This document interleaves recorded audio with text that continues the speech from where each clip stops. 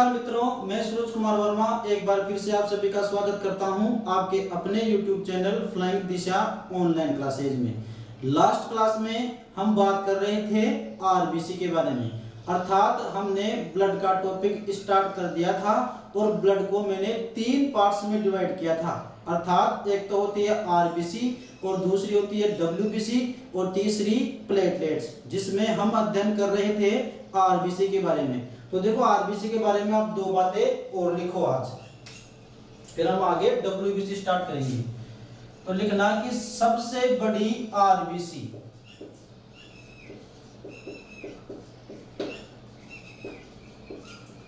कौन से जानवर की होती है, तो आप लिखना सेलेमेंडर।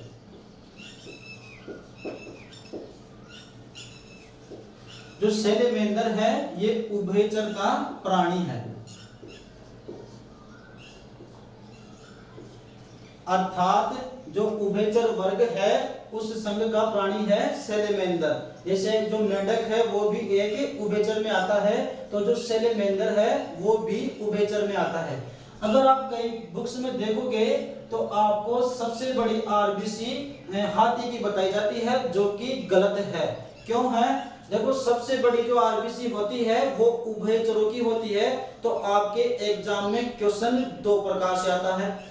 एक तो इस प्रकार से आता है कि सबसे बड़ी आरबीसी होती है तो किसकी? उभयचर की होती है। आपको ऑप्शन बना देगा, जैसे पहला ऑप्शन दे देगा उभयचर, दूसरा दे देगा आपको सरीसृप, इस प्रकार से। तो सबसे बड़ी आरबीसी किसकी होती है? उभयचरों की। और उभयचर में भी कौन से जीव की होती है? तो वो होता है सेलेमेंडर।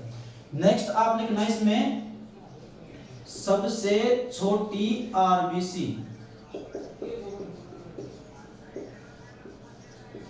किसकी होती है? तो आप लिखना कस्तूरी हिरण।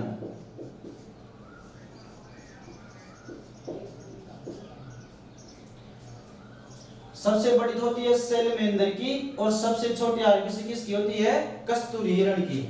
नेक्स्ट पॉइंट आप लिखना, यदि आरबीसी को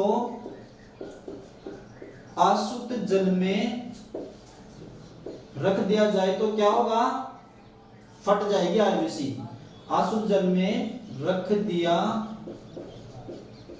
जाए तो आरबीसी फट जाती है।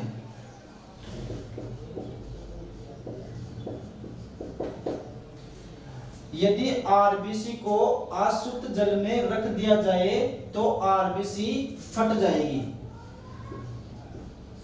पहली बात हो कि आसुत जल क्या होता है, तो देखिए वो जल जिसका पीएच मान 7 होता है, अर्थात वो उदासीन होता है, उसे हम क्या कहते हैं? आसुत जल। यदि इस जल में जिसका पीएच मान 7 है, इसमें अगर हम आरबीसी को डालें तो वो आरबीसी क्या हो जाएगी? फट जाएगी। अब देखो ये तो सबको पता होता है कि आरबीसी को यदि आसुत जल में रख दिया जाए तो वो फट जाती है।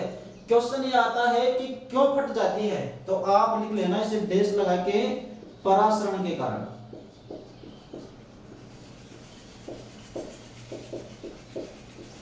किसके कारण? परासरण की घटना के कारण। अब आज का आप नेक्स्ट टॉपिक डालिए डब्ल्यूबीसी, ये नोट कर लेना भाई आप।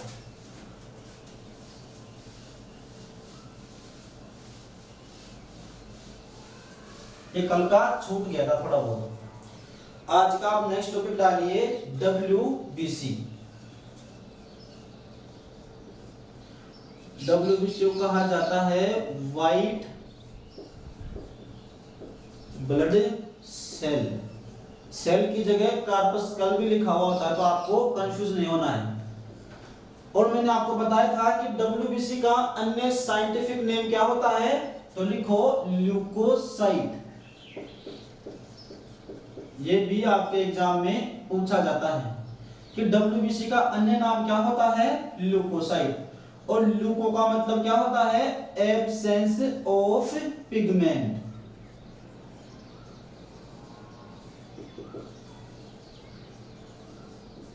अर्थात वर्णक की अनुपस्थिति।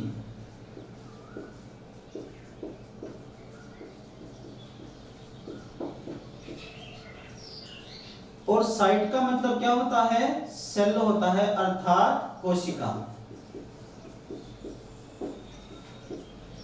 देखो ल्यूको का मतलब तो होता है एब्सेंस ऑफ पिगमेंट, अर्थात इसमें कोई वर्णक नहीं होता है। अगर बात करें आरबीसी की, तो आरबीसी में कौन सा वर्णक होता है, तो उसमें होता है हीमोग्लोबिन। क्लियर है भाई। लेकिन जो डब्ल्यूबीसी है इसमें कोई वर्णक उपस्थित नहीं होता है। तो आप पहला पॉइंट लिख लीजिए कि इसमें वर्णक अनुपस्थित होता है।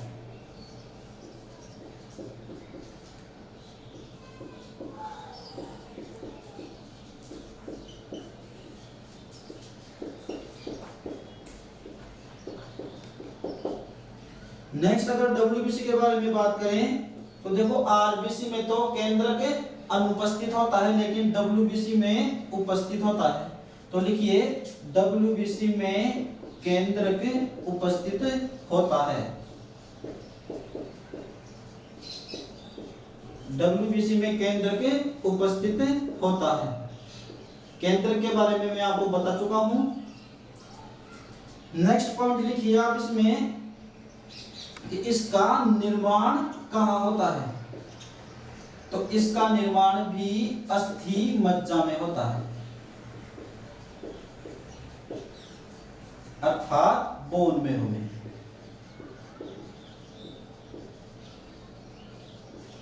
बोन मेरो भी मैं आपको बता चुका हूं। जैसे इस प्रकार से मानव की अस्थि होती है जो कि खोखली होती है, तो इस हड्डी के अंदर जो कुछ भी मटेरियल होता है उसको क्या कहा जाता है, अस्थि मज्जा। इसमें जो कुछ भी मटेरियल है, चाहे द्रव अवस्था में हो चाहे ठोस अवस्था में हो, कैसा भी हो, उसको क्या कहा जाता है, अस्थि मज्जा। और इस डब्ल्यूबीसी का निर्माण कहाँ होता है, इसी अस्थि मज्जा में होता है। और अगर बात करें आरबीसी के निर्माण की, तो आरबीसी का निर्माण भी यही होता है, अर्थात अस्थि मज्जा में होता है। नेक्स्ट हम बात करें इसकी आकृति की, तो इसकी आकृति अमीबा की तरह होती है।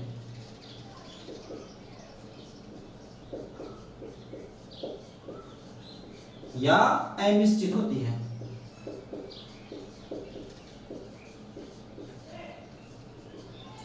देखो अमीबा है वो किसी भी आकृति का हो सकता है, जैसे इसकी कोई फिक्स आकृति नहीं है, इस प्रकार का भी हो सकता है अमीबा।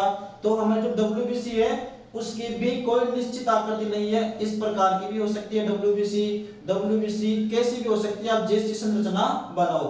तो इसकी कोई आकृति फिक्स नहीं है, तो आप यहाँ लिख सकते हैं कि इसकी आकृति अमीबा की तरह होती है, अर्थात अनिश्चित होती है। नेक्स्ट अगर बात करें हमें तो डब्ल्यूबीसी के जीवन काल के बारे में बात करते हैं। एक बार इसको रफ कर देता हूं मैं। आरबीसी का जीवन काल तो 120 दिन का होता है, और डब्ल्यूबीसी का जीवन काल लिखिए आप।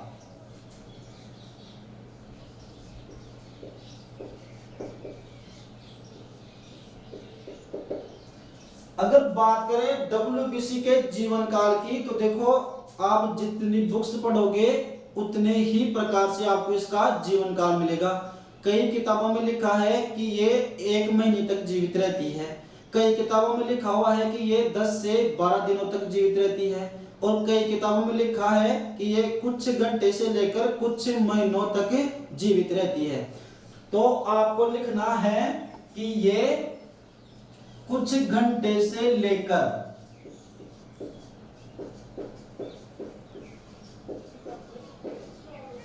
कुछ घंटे से लेकर कुछ महीने तक।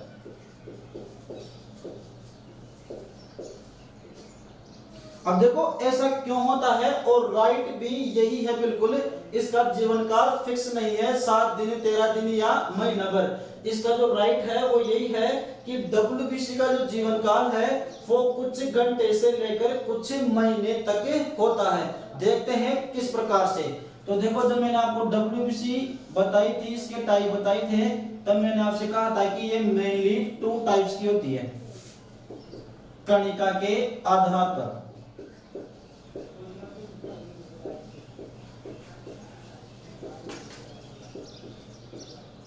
मैं आपको इसका मतलब बता रहा हूं कि ये किस प्रकार से कुछ घंटे से और कुछ महीने तक जीती है। तो इसके बारे में बता रहा हूं मैं आपको कि मैंने आपको WBC को 2 पार्ट्स में डिवाइड किया था कणिका के आधार पर। एक तो होती है कणिकामय,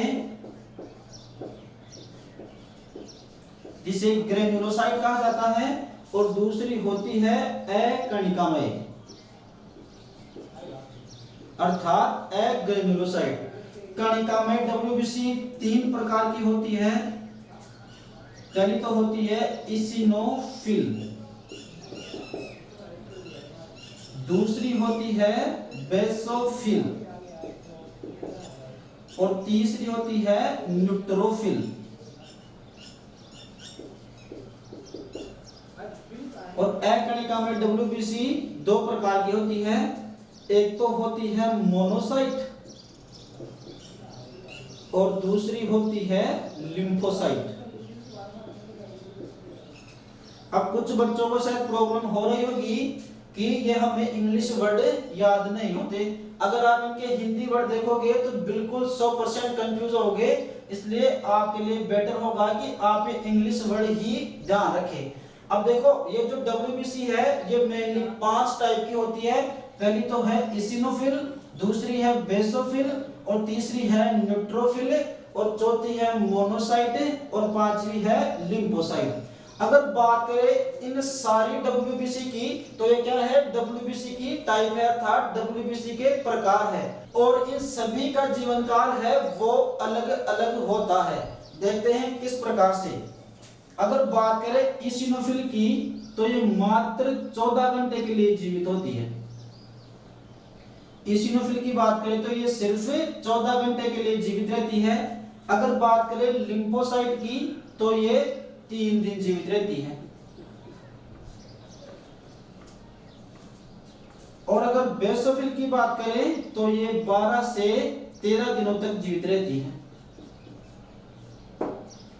और अगर न्यूट्रोफिल की बात की जाए तो ये 4 से 5 दिनों तक जीवित रहती है। और मोनोसाइट की बात करें तो इसका जीवन काल सबसे ज्यादा होता है अर्थात 28 दिन का होता है। तो देखो जो WBC है इसका जीवन काल इस प्रकार से होता है।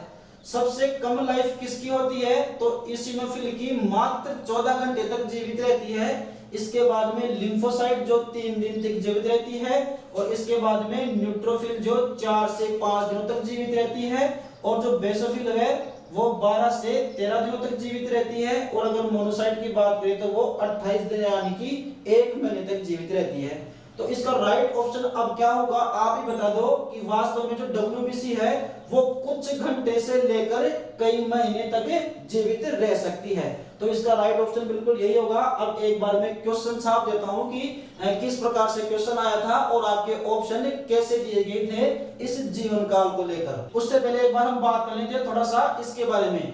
तो आपसे पूछा जाता है कि इन 5 WBC में सबसे कम WBC कौन सी पाई जाती है और सबसे ज्यादा WBC कौन सी पाई जाती है। क्लियर है? तो आप लिखना कि सबसे ज्यादा मात्रा WBC की ये होती है 65%, अर्थात न्यूट्रोफिल 65% पाई जाती है जो कि सर्वाधिक है। अगर बात करें बेसोफिल की तो बेसोफिल 0.2% ही पाई जाती है जो कि सबसे कम है। आप लिख लो इन 5 WBC में सर्वाधिक मात्रा किसकी होती है न्यूट्रोफिल की, और वो कितनी होती है 65%। और सबसे कम मात्रा किसकी होती है तो वो होती है बेसोफिल की, कितनी 0.2% न्यूनतम। अगर बात करें बेसोफिल की तो ये होती है 2.8%। क्लियर है भाई? अगर मोनोसाइट की बात करें तो ये होती है 6%, और अगर लिम्फोसाइट की बात करें तो ये होती है 26%। एक बार ऐड करो भाई, देखिए 100% हो गया क्या? 65, 68, ओह बिल्कुल 100% हो गई पूरी। तो देखो ये इनकी मात्रा है। अगर WBC को 100% माना जाए तो देखो जो न्यूट्रोफिल है वो 65% पाई जाती है और जो बेसोफिल है वो 0.2% पाई जाती है और इसिनोफिल है वो 2.8% पाई जाती है और लिम्फोसाइट 26%, इसी प्रकार मोनोसाइट 6%। अब बात कर लेते हैं इनके आकार के बारे में। तो आपके क्वेश्चन इस प्रकार से आता है कि इन पांचों डब्ल्यूबीसी में से सबसे बड़ी डब्ल्यूबीसी तो कौन सी है और सबसे छोटी डब्ल्यूबीसी कौन सी है। तो आप लिख लेना स्मॉलेस्ट। जो लिम्फोसाइट है वो इन सब में छोटी होती है आकार में, और अगर बात करें मोनोसाइट की तो ये लार्जेस्ट होती है, अर्थात सबसे बड़ी तो होती है मोनोसाइट और सबसे छोटी लिम्फोसाइट। तो देखो ये था इस डब्ल्यूबीसी के प्रकार में से। अब देखो इसमें से बहुत सारे क्वेश्चन बन चुके हैं। जैसे आपसे पूछ लेगा कि मोनोसाइट का जीवन काल कितना है, तो 28 दिन का। इसके अलावा जैसे सबसे ज्यादा मात्रा किसकी होती है, तो न्यूट्रोफिल की 65%, और सबसे कम मात्रा कौन सी डब्ल्यूबीसी की पाई जाती है, तो वो है बेसोफिल, और सबसे जो बड़ी डब्ल्यूबीसी है वो कौन सी है, मोनोसाइट, और सबसे छोटी लिम्फोसाइट। क्लियर है। तो ये इससे बहुत सारे क्वेश्चन बन गए हैं। अब हम बात करते हैं इसके कार्यों के बारे में कि डब्ल्यूबीसी के क्या कार्य हैं। अब देखो इसका कार्य अलग होगा, इसका कार्य अलग होगा और इसका भी अलग है, इसका भी। तो हम पांचों को लेकर चलेंगे। अब देखो आज के 5 साल पहले जो क्वेश्चन बनते थे वो यहां से नहीं बनते थे, अर्थात ये डेप्थ वाली बात हो जाती थी। लेकिन आज जो प्रश्न बन रहे कंपटीशन में वो यहीं से ही पूछे जाते हैं। तो हम बिल्कुल इनके एक एक के बारे में चर्चा करेंगे। एक बार इसको मैं रफ कर देता हूं, अगर आप स्क्रीनशॉट लेना चाहो तो ले लो भाई इसका।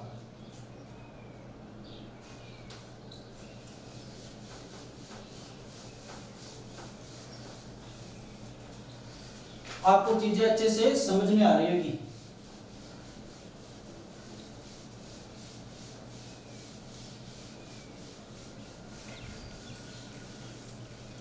कार्यों को पढ़ने से पहले एक बार हम बात कर लेते हैं कि डब्ल्यूबीसी से संबंधित कौन कौन सी बीमारियां हो सकती है। तो लिखिए बीमारियां। जैसे मैंने आपको 4 बीमारी बताई थी आरबीसी से संबंधित, इसी प्रकार से हमें बात कर रहे हैं डब्ल्यूबीसी से संबंधित बीमारियां। तो आप 1 नंबर लगा के लिखना ल्यूकेमिया।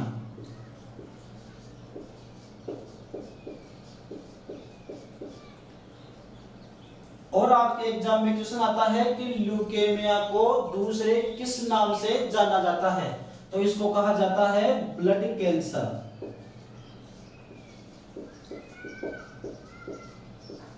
ब्लड कैंसर का दूसरा नाम क्या है, ल्यूकेमिया।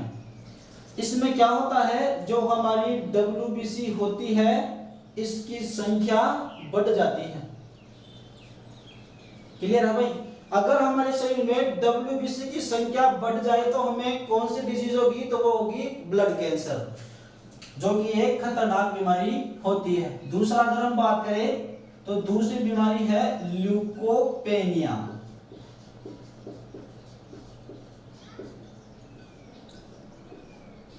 देखो दोनों बोलने में से सेम लग रहे हैं लेकिन दोनों अलग अलग है और दोनों में अंतर भी काफी है। ये तो है ल्यूकेमिया और ये है ल्यूकोपेनिया।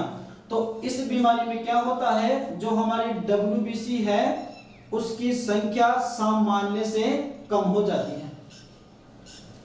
क्लियर है भाई।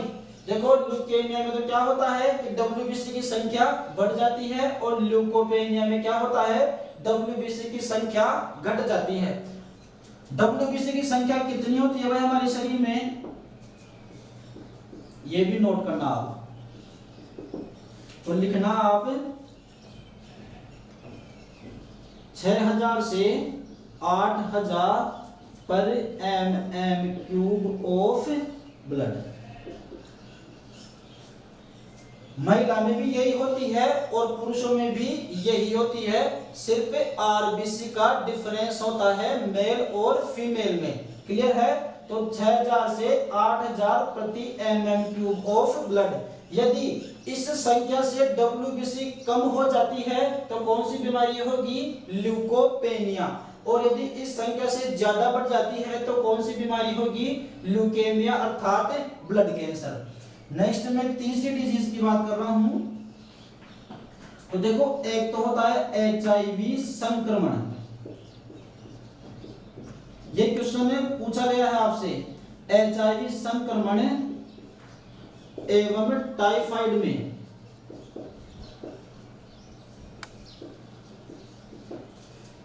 HIV संक्रमण एवं टाइफाइड में WBC की संख्या घट जाती है।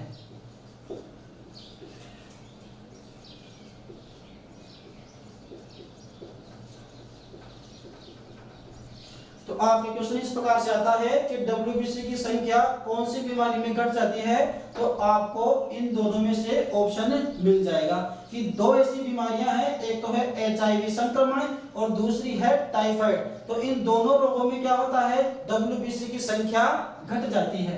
तो ये थी WBC से संबंधित बीमारियां। अब हम आगे बात करते हैं WBC के कार्यों के बारे में, जो कि वेरी मोस्ट इंपोर्टेंट है।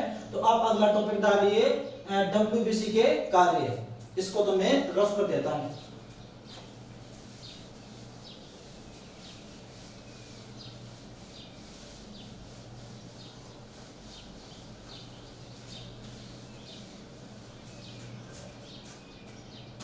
देखो WBC को मैंने 5 भागों में बांटा था, एक बार मैं फिर से लिख देता हूं इनको।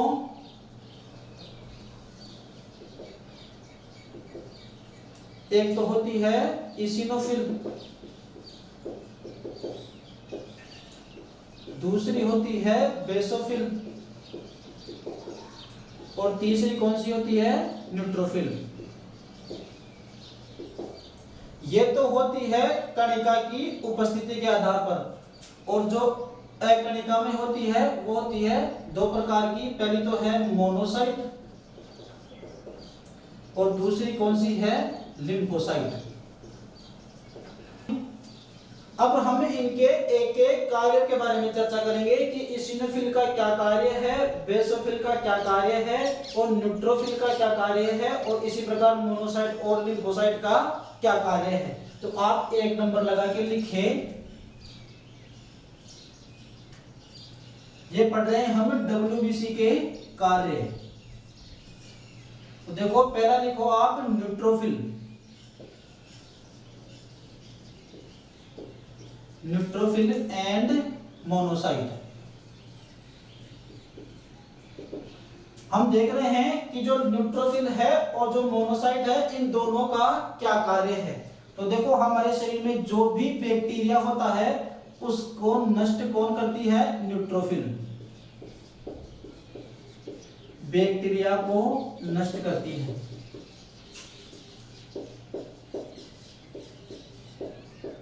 हमारे शरीर में जो भी बैक्टीरिया अंदर जाएगा उसको नष्ट करने का काम कौन करेगी, न्यूट्रोफिल और मोनोसाइट। क्लियर है भाई। तो एक क्वेश्चन तो ये हो गया।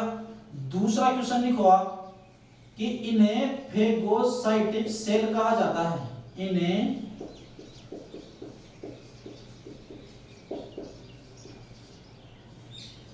फेगोसाइटिक कोशिका कहा जाता है।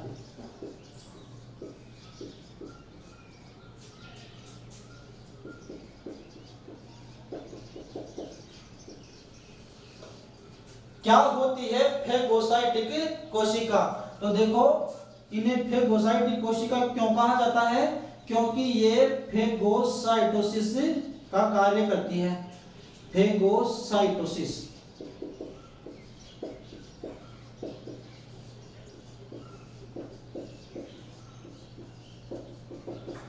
इन्हें फेगोसाइटिक सेल क्यों कहते हैं, क्योंकि ये फेगोसाइटोसिस का कार्य करती है। सही बात है सर, लेकिन ये बताओ कि ये फेगोसाइटोसिस क्या होता है।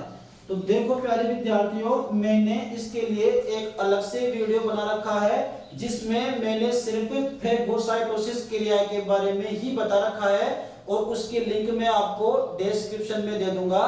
तो आप उस वीडियो में देखिए कि फेगोसाइटोसिस क्या होता है। फिलहाल मैं आपको बता दूं कि ये वो क्रिया होती है जिससे ये WBC है, न्यूट्रोफिल और मोनोसाइट, इस बैक्टीरिया का नाश करती है। अर्थात इस बैक्टीरिया को नष्ट करने की जो क्रिया है उसे कहा जाता है फेगोसाइटोसिस। तो आप उस वीडियो में देखें, मैंने वहां पर डायग्राम के माध्यम से अच्छे से समझा रखा है। तो ये तो हो गई न्यूट्रोफिल और मोनोसाइट की बात। पहला प्रश्न तो क्या बन सकता है इसमें कि जो न्यूट्रोफिल और मोनोसाइट है वो किसको नष्ट करती है, बैक्टीरिया को करती है या फिर कवक को करती है या फिर प्रोटोजोआ को, तो किसको करती है, बैक्टीरिया करती है। दूसरा प्रश्न कि इन्हें फेगोसाइटिक कोशिका भी कहा जाता है, और फेगोसाइटिक कोशिकाएं क्यों कहा जाता है, क्योंकि ये फेगोसाइटोसिस का कार्य करती है। नेक्स्ट डालिए आप बेसोफिल। बेसोफिल के क्या कार्य हैं, तो लिखिए आप कि ये दो एंजाइम स्रावित करती हैं।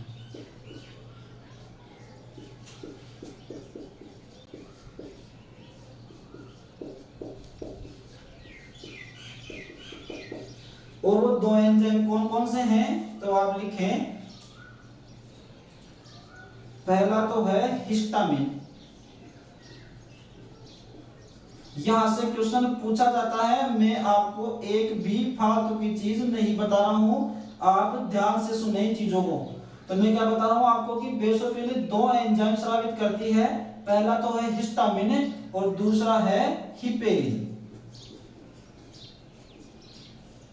इंग्लिश में भी लिख लो, हिस्टामिन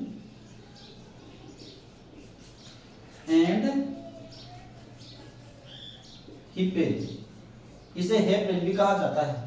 देखो अगर बात करें हिस्टामिन की, तो हिस्टामिन क्या करता है, ये एलर्जी क्रियाओं के साथ एलर्जी क्रिया को दिखाता है।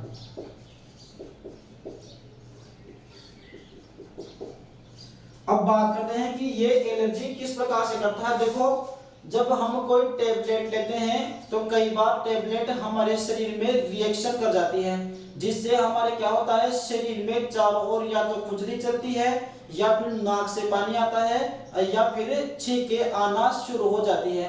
तो उस चीज को हम क्या कहते हैं कि हमें एलर्जी हो गई है।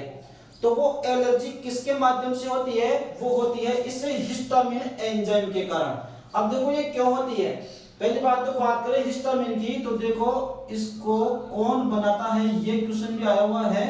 तो इसको बनाने का काम करता है यकृत अर्थात लीवर। ये बनता तो है लीवर में हिस्टामिन एंजाइम, लेकिन इसको सीक्रेट करने का काम कौन करती है, बेसोफिल। अब देखो क्या होता है, जैसे ही हमारे शरीर में कोई गलत चीज जाती है तो लीवर की जो कोशिकाएं होती है, जिन्हें हिपेटिक सेल कहा जाता है, वो कोशिकाएं बहुत ज्यादा मात्रा में हिस्टामिन एंजाइम बनाना शुरू कर देती है, और बेसोफिल क्या करती है, उसको अधिक मात्रा में सीक्रेट करना शुरू कर देती है, जिससे हमारे शरीर में क्या चलती है, खुजली चलती है। फिर देखो इस एलर्जी को बंद करने के लिए एक कॉमन सी टेबलेट आती है जो हम अक्सर यूज करते हैं, एविल। तो वो एविल क्या काम करती है, उस यकृत की जो हिपेटिक कोशिकाएं हैं जिसके द्वारा हिस्टामिन एंजाइम बनाया जा रहा है, उसको जाके ब्लॉक कर देती है और हिस्टामिन एंजाइम बनना बंद हो जाता है, और हमारे शरीर में जो एलर्जी हो रही थी वो ऑटोमेटिक बंद हो जाती है। तो देखो इससे मेनली दो ही क्वेश्चन बनते हैं कि जो हिस्टामिन एंजाइम है वो कौन बनाता है, तो यकृत बनाता है। दूसरी बात, हिस्टामिन एंजाइम का क्या कार्य है, तो ये एलर्जी क्रिया के साथ मिलकर काम करता है। क्लियर है भाई। नेक्स्ट हम बात करते हैं हिपेरिन की। तो देखो अगर हमारे जैसे अंगुली पे कभी कट लग जाती है तो हमारे जो ब्लड निकलता है, तो आपने देखा होगा कि वो नीचे गिरने के बाद 2-4 मिनट में ही जम जाता है, लेकिन हमारी बॉडी में वो क्यों नहीं जमता है, इस एंजाइम के कारण। तो लिखना कि शरीर में रक्त को जमने से रोकता है।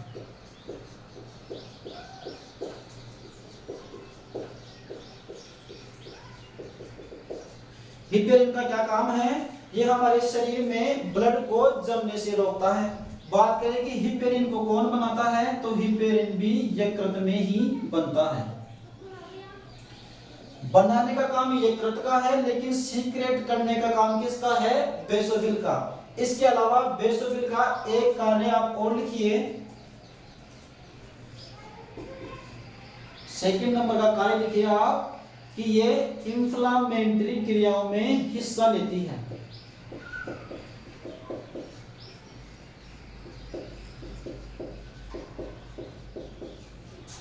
इंफ्लामेटरी क्रियाओं में हिस्सा लेती है।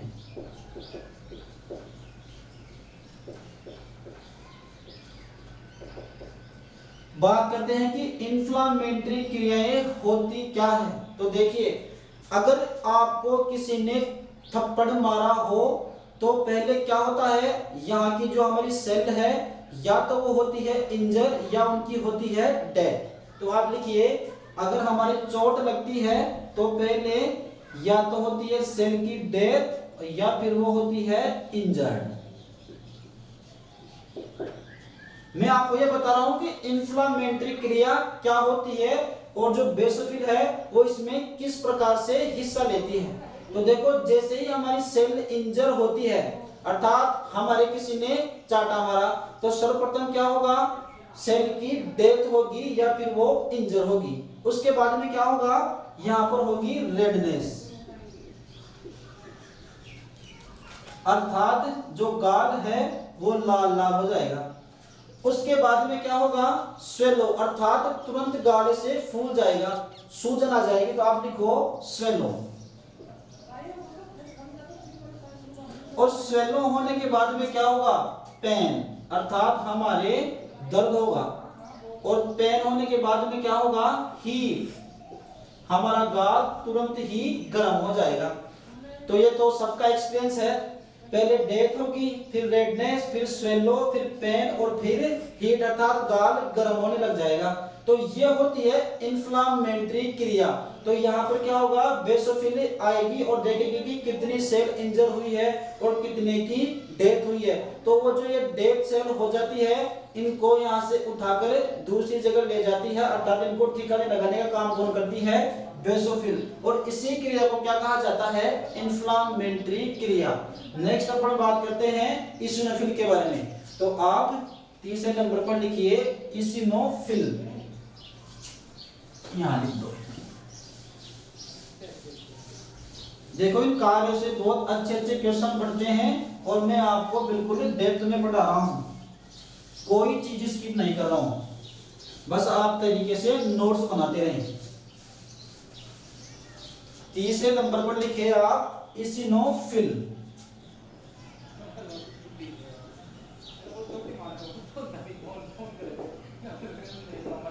इसिनोफिल का क्या काम है, तो लिखिए जो भी कवक,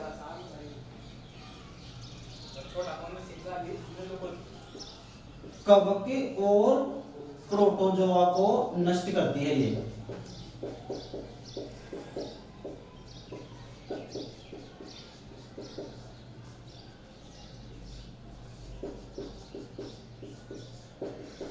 बैक्टीरिया का नाश तो कौन सी डब्ल्यूबीसी करती है, न्यूट्रोफिल। और कवक और प्रोटोजोआ को नष्ट करने का काम कौन सी डब्ल्यूबीसी करती है, इसिनोफिल। क्लियर है। नेक्स्ट अपन बात करते हैं 4 नंबर पर, मोनोसाइट और लिम्फोसाइट।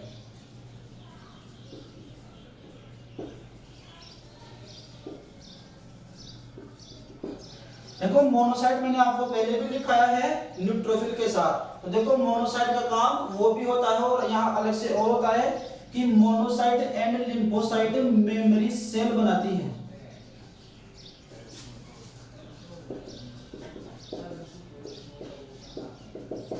मेमोरी सेल क्या होती है भाई, तो देखो आपने टीके के बारे में सुना होगा, अर्थात टीकाकरण। तो टीकाकरण में क्या होता है, जैसे सपोज करो आपको BCG का टीका लगा, बेसिलस कैलमिटी गुरी, ये किसके लिए लगता है, तो ये लगता है टीबी की बीमारी के विरुद्ध। ठीक है, टीबी की बीमारी से बचने के लिए कौन सा टीका दिया जाता है, तो वो है BCG। तो इस टीके में क्या होता है कि इसमें इस ट्यूबरकुलोसिस, अर्थात जो बीमारी होती है वो इस जीवाणु के कारण होती है, अर्थात टीबी के कारण होती है। तो इस BCG के टीके में क्या किया जाता है, इस टीबी के मृत जीवाणु को हमारे शरीर में डाला जाता है। जैसे ही हमारे शरीर में कोई रोगाणु जाता है, अर्थात वो मरे हुए होते हैं, पहली बात तो टीके में क्या होता है कि जिस रोग का भी हमें टीका दिया जाता है उसके जीवाणु या वायरस जिससे भी वो होता है उसके मृत जीव को हमारे शरीर में प्रवेश कराया जाता है। क्लियर है? तो ये क्या करती है, मोनोसाइट और लिम्फोसाइट उसको तुरंत खत्म कर देती है और उसके खिलाफ एंटीबॉडी बनाती है। अब अगर भविष्य में कभी भी ट्यूबरकुलोसिस अगर हमारे शरीर में जाएगा तो देखो इनके पास एंटीबॉडी पहले से ही बनी होती है और इनको ये चीज याद रहती है, तो इस प्रकार की मेमोरी सेल बनाती है। और अगर भविष्य में कभी भी ये टीबी का जीवाणु हमारे शरीर में जाएगा तो उसको ये तुरंत ही नष्ट कर देती है। इसके अलावा आप यहाँ लिख सकते हैं कि रोग प्रतिरोधक क्षमता को बढ़ाती है। तो देखो ये था अपना मेन WBC आज का चैप्टर। अगर आपको ये वीडियो अच्छा लगा हो तो वीडियो को लाइक कीजिए, शेयर कीजिए और यदि आप हमारे चैनल पर नए हैं तो चैनल को सब्सक्राइब कीजिए। Okay, thank you, bye bye.